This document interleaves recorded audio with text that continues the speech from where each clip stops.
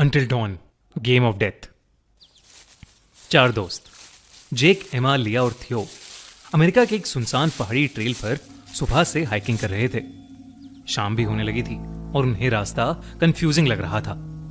तभी जेक ने एक बोर्ड देखा और उसको रियलाइज हुआ कि उन्होंने गलत रास्ता ले लिया है, क्योंकि उस बोर्ड पर एक दूसरी वैली का नाम था जो उनके हाइकिंग ट्रेल का हिस्सा थी ही नहीं। अंधेरा होने लगा था और वापस जाना अब सेफ नहीं था। जेक को याद था कि कैसे लोकल्स ने बताया था कि ऐसे ही एक बोर्ड के पास एक विजिटर्स सेंटर था। उसने सबको उसके साथ चलने को कहा और कुछ ही देर में उन्हें वो विजिटर्स सेंटर दिख गया। उन्होंने डिसाइड किया कि सुबह होते ही वो वहां से निकल जाएंगे ताकि वो दिन की रोशनी में सेफली वापस जा सकें। जैसे ही वो लोग विजिटर्स सेंटर की बिल्डिंग के पास पहुंचे, एकदम से बादल काले हो गए और वहां बारिश होना शुरू हो गई।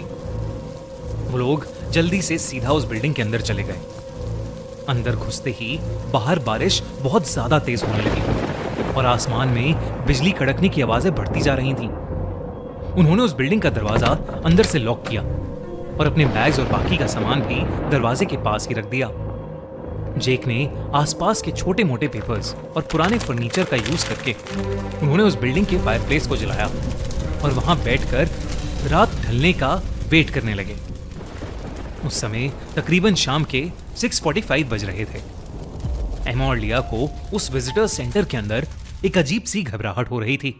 तभी जेक ने उन्हें हंसते हुए बताया कि उसने जब एक लोकल आदमी से बात की तो उस लोकल ने कहा कि यह विजिटर सेंटर हॉन्टेड माना जाता है।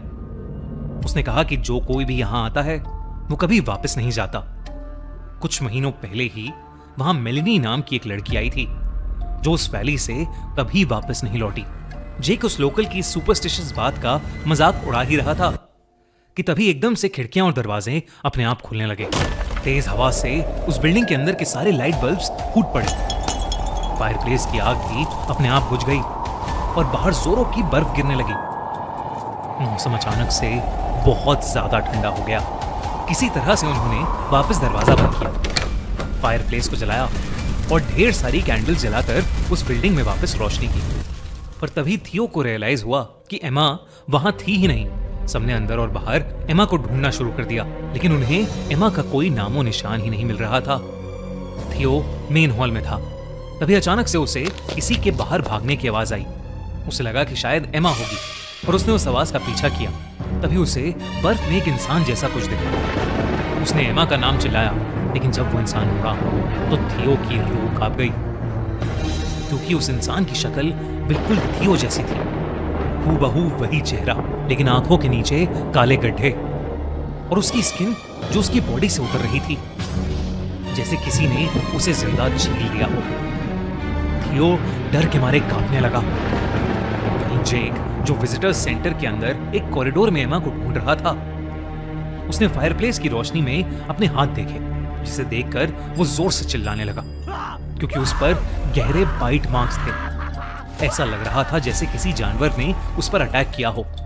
वो उन बाइट मार्क्स को देखते ही जोर से चिल्लाया। उसकी आवाज सुनकर डरे हुए लिया और थियो मेन हॉल में वापस आए। इससे पहले थियो और जेक कुछ भी कह पाते, उन्होंने लिया को देखा और वो घबरा उठे। ऐसा लग रहा था कि लिया के गाल के अंदर एक कीड़ा, एक वॉर्म घुस गया है और वो वहीं रेंग रहा है। लिया को अचानक जोरों का दर्द शुरू हो गया। जैसे ही वो लोग लिया के पास आए, वो वॉर्म एकदम से लिया की स्किन के अंदर फैलने लगा और लिया का चेहरा पूरी तरह से काला पड़ गया। वो सब बहुत ज्यादा डर गए और दरवाजे की तरफ भागने लगे, लेकिन जैसे ही उन्होंने दरवाजा खोला, एमा की डेड बॉडी उन पर आकर गिरी और उसी के पीछे एक डरावना सा मास्क पहने एक आदमी खड़ा था। उन तीनों को अब कुछ समझ नहीं आ रहा था, लेकिन इससे पहले वो कुछ कर पाते, उस मास्क्ड आदमी ने अपनी पीठ के पीछे से एक एक्स निकाली और तीनों को बेरहमी से मार डाला। लेकिन फिर कुछ देर बाद उनकी आंख वापस खुली, लेकिन किसी हॉस्पिटल में नहीं, बल्कि उसी विजिटर सेंटर के अंदर। एमा भी उनके साथ ही थी। चारों उसी फायरप्लेस के पास बैठे थे। उन चारों को कुछ समझ नहीं आ रहा था कि अभी उनके साथ क्या हुआ था।